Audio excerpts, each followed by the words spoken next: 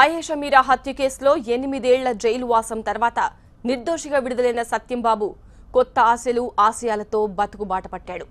ఉద్యోగ ప్రయత్నాలు ప్రారంభించాడాయన. తన తల్లి సహా దళిత సంఘాల ప్రతినిధులతో కలిసి కృష్ణా జిల్లా కలెక్టర్ను కలిశారు సత్యంబాబు. తనకు ఉద్యోగం కల్పించాలని వినతి పత్రం అందించారు.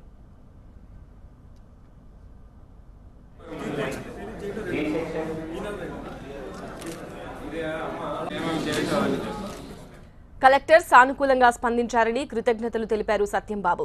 తనకు తన చెల్లికి కాంట్రాక్ట్ బేసిస్లో ఉద్యోగం ఇస్తామని కలెక్టర్ హామీ ఇచ్చారన్నారు.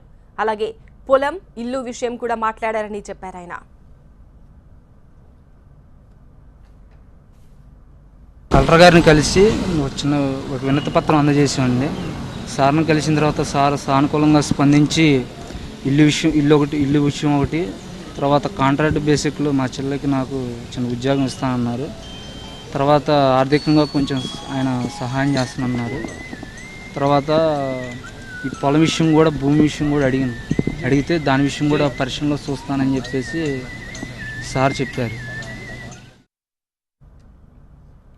8 ఏళ్లు అన్యాయంగా జైలు శిక్ష అనుభవించిన సత్యంబాబును, ఆయన కుటుంబాన్ని ప్రభుత్వం ఆదుకోవాలని కోరారు దళిత సంఘాల ప్రతినిధులు.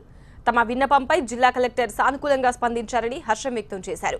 సత్యంబాబుకు, ఆయన చెల్లికి ఉద్యోగ హామీతో పాటు ఆ కుటుంబానికి పొలం, ఇల్లు ఇచ్చేందుకు కలెక్టర్ అంగీకరించడం అభినందనీయమన్నారు.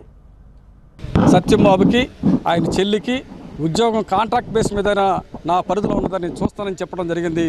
అంతేకాకుండా వారికి ఉన్నటువంటి గుడిసి కూడా తగలబడితే ఆ గుడిసి స్థానంలో హౌసింగ్ బోర్డు నుంచి వెంటనే ఇంటిని కూడా శాంక్షన్ చేస్తానని అధికారులు పిలిచి మంజూరు చేయటం అనేటువంటి కూడా చేయటం జరిగింది.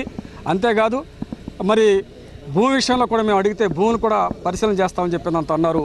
అందుకని మేమందరం మా సంఘాల తరపున కృష్ణా జిల్లా కలెక్టర్ గారికి ప్రత్యేకమైనటువంటి ధన్యవాదాలు తెలియజేస్తాం.